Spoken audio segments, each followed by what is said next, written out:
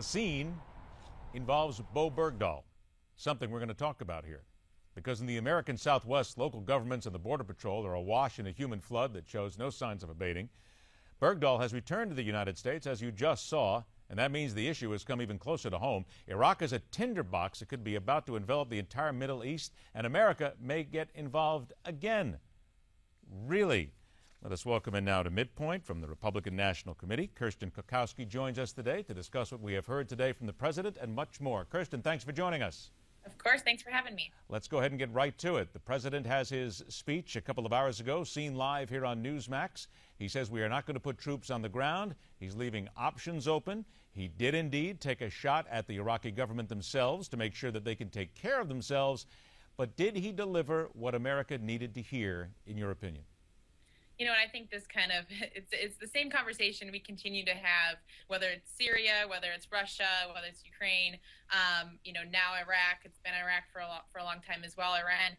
The president is just not showing leadership that we need as a country. And I think that you're seeing that in the polling that's come out recently, and now joining in the economy and jobs and healthcare that the president's been underwater on for a very long time. Now he's actually underwater on all things foreign policy. So it's pretty clear that this was an issue that the president campaigned on. He took a victory lap. He said he had things under control. And yet again, he doesn't have things under control. So I just think it's another thing that this president hasn't really shown leadership on recently, and I think that that's coming through to the American people. All right, let's play devil's advocate here for a moment, because certainly the president comes out, is able to do certain things at certain times. So let's look at it from this stead. Those who will come out and say that there's nothing more he could do, all he could do was make a statement, and he has to take his time in order to make a proper decision, to which the answer from you would be? Well, I think part of this is that he took his eye off the ball for a long time, right? So we're in this situation that we're in right now, and I'm going to leave it up to the policy leaders, in the House, to Speaker Boehner, et cetera, to talk about what we need to do now. I guess from my perspective, I'm talking about what the president has done, taking his eye off the ball, not paying attention to these issues that he told the American people he had under control for so many years. And I think that is more from where I'm coming from. That is the problem, and that is directly going to impact the way that the American people, what their attitudes are as we go into November and into these elections. Is there also a feeling, though, that, again, the president said during his statement, he said the United States will do our part, but understand that ultimately it's up to the Iraqis as a sovereign nation to solve their problems. Isn't it fair to say that there are an awful lot of Americans right now who would look at that statement and say, the Iraqis can't solve their own problems. Without us, there is no them? Well, and there's been a lot of conversation, and we've all seen the public polling about, having troops in Iraq, et cetera. I completely understand where the president's coming from. I'm going to leave that up to the leaders on the Hill to talk about what the next course of action. I don't have the information here. I don't know what it looks like on the ground, but what I'm saying is the president, if there was anybody in this country who needed to have that information and needed to have a handle on the situation, it should have been him.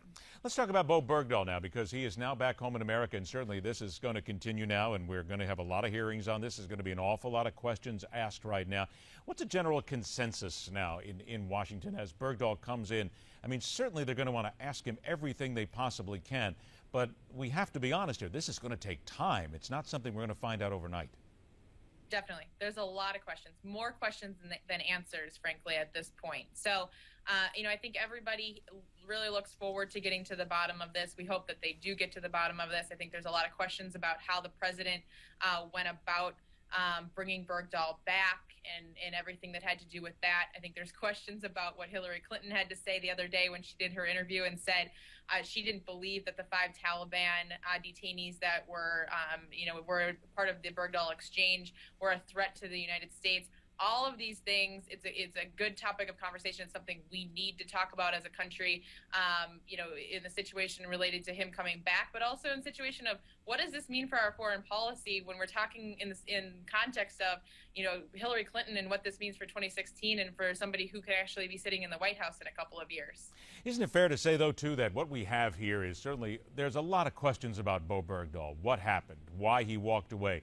There's a lot of new material out there, a manifesto. There's notes that he's written. There's certain things that he's said to friends now for years. But isn't it still fair to say that the main onus here is people still need to understand why 5 high-profile detainees were allowed to be exchanged for him, released back into society, released back into a possible society where they can bring more pain and anguish, not only to Americans, but to a global society. Exactly. And I think that's what a lot of Republicans and frankly Democrats have been talking about for the last couple of weeks since we learned about this is one, how the president did it, and one, all the situations that surrounding Bergdahl himself. And I think there's some concerns. He has been given the opportunity to contact his parents. He has not. I think there's going to be a lot to learn about him. But also, like you're saying, switching to what is the policy for this country? Was it the right move to bring these or to exchange these 5 detainees who are now going to be back in the world and potentially wreaking havoc on us again or other places in the country or in the world? And I think that is the main. That's why I bring up Hillary Clinton. When she made that comment a couple of days ago to talk about how she didn't think that these 5 individuals who have a track record, that she didn't think they were going to be, be harmful to our country. I just think there's a lot of questions that go around with that statement. Here's to your point now, and I want to talk about this because this is from the Weekly Standard, where they were talking about the detainees. Quotes here, Mohammad Fauzi, who served as the Taliban's Army Chief of Staff and Deputy Defense Minister prior to his detention at Guantanamo, did not have a hand in planning the actual 9/11 hijackings. However, Fauzi did help coordinate a military offensive against the enemies of the Taliban and al-Qaeda in Afghanistan the day before. And Osama bin Laden viewed that September 10th offensive as an essential part of al-Qaeda's 9/11 plot. So we're finding out a lot more here, but it puts certainly what the former Secretary of State said even more in question here, and it seems to be, it's almost a patting down now to say, don't worry, we'll take care of this. That, to some people, that's a little offensive, isn't it?